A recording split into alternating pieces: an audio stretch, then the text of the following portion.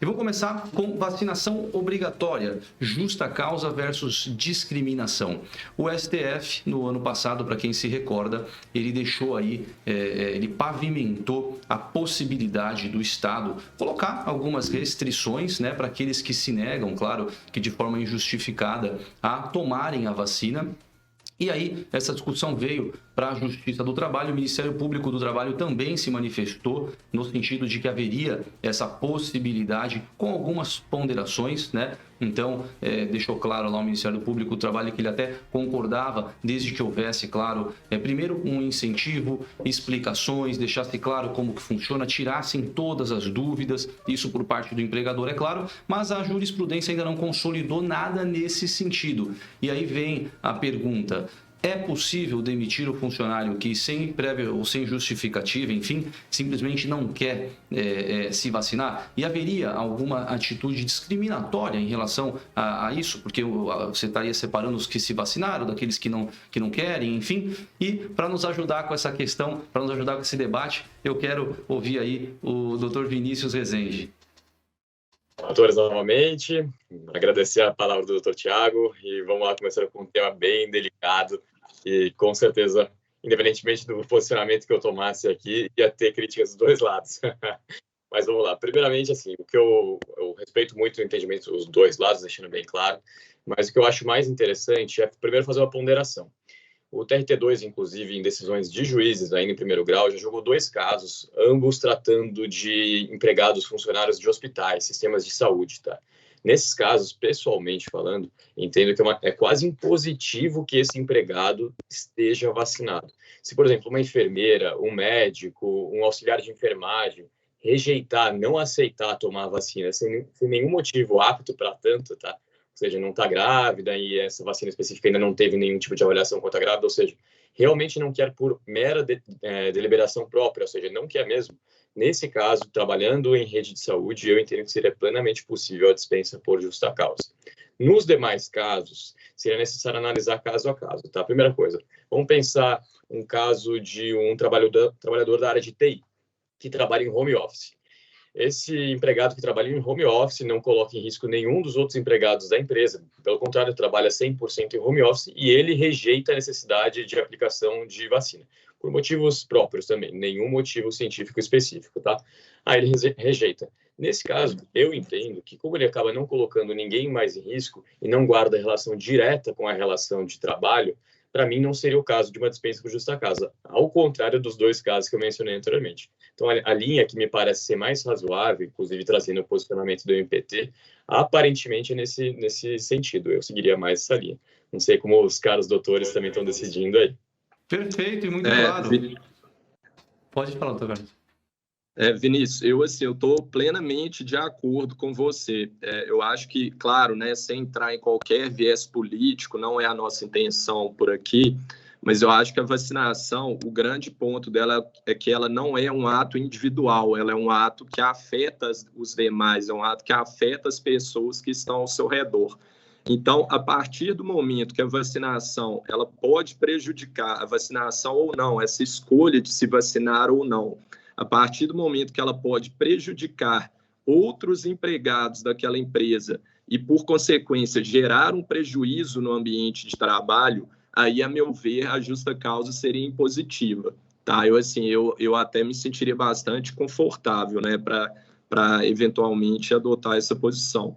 Agora, por outro lado, te dou total razão. Em um ambiente de home office, que o empregado trabalha única e exclusivamente dentro da sua casa e não tem qualquer contato com outros empregados da empresa ou com a sede empresarial da reclamada, no caso, né? Nesse caso, eu acho que não haveria possibilidade da dispensa por justa causa. É um pouco complicado a gente pensar nesse cenário também, Vinícius, porque, assim, mesmo o trabalhador que está em home office, pelo menos é muito comum que ele eventualmente tenha que comparecer à empresa, se não uma vez por semana, pelo menos em reuniões esporádicas, né? Então, assim, mesmo nesse caso ainda haveria essa discussão, mas em uma situação ideal, em uma situação hipotética em que o empregado não comparece à empresa, mas fica tão somente na sua própria casa, aí eu estou de acordo. Nesse caso, eu não veria justificativa para a aplicação da justa causa. E só um pequeno adendo, se me permitem,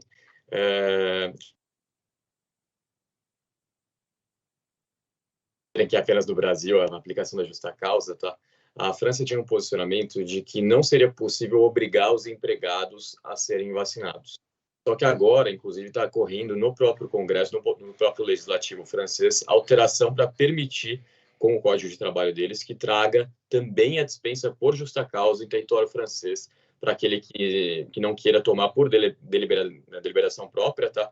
A vacinação. Então, não é só no Brasil que essa discussão está acontecendo, e eu também concordo plenamente com o que o Dr. Carlos mencionou.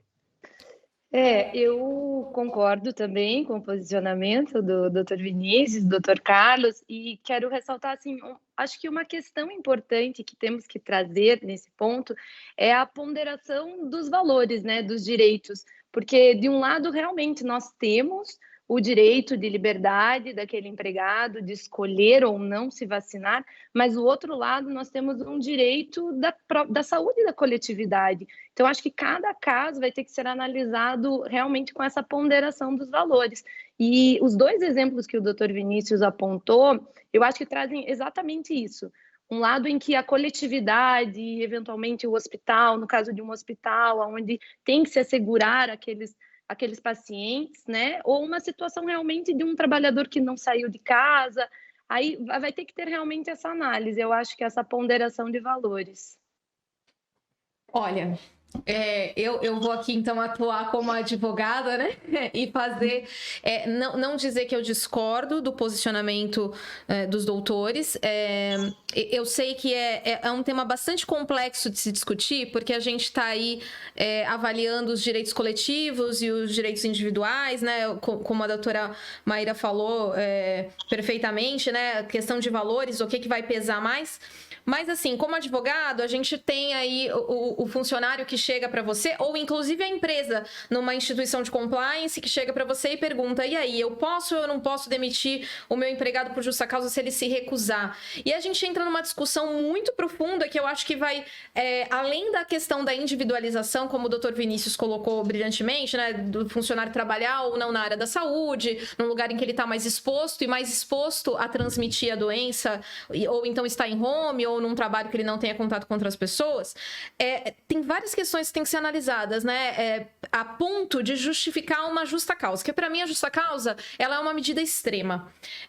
A vacina, ela tem a eficácia não 100% comprovada. Eu não quero entrar aqui em discussão política, nem científica, até porque não é do meu saber isso, né, mas, enfim, isso é o que é discutido, isso é o que é colocado na mídia, não tem uma eficácia 100% comprovada. Como impor a um funcionário essa obrigação e como penalizá-lo com o máximo que é de pena em termos de contrato de trabalho, que o máximo da pena é a demissão por justa causa. Como permitir que isso aconteça sem a gente ter essa certeza da eficácia, levando em consideração que a gente também não sabe dos efeitos colaterais reais que pode ter para a pessoa.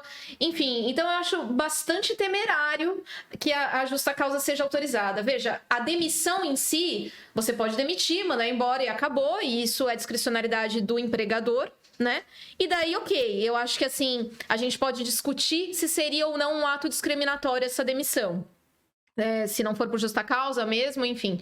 Agora, por justa causa, me parece que é algo severo demais, e acho que é algo que tem que ser bastante discutido mesmo entre os tribunais, entre os juízes, entre os desembargadores. Acho que é pano para manga para ter briga a respeito.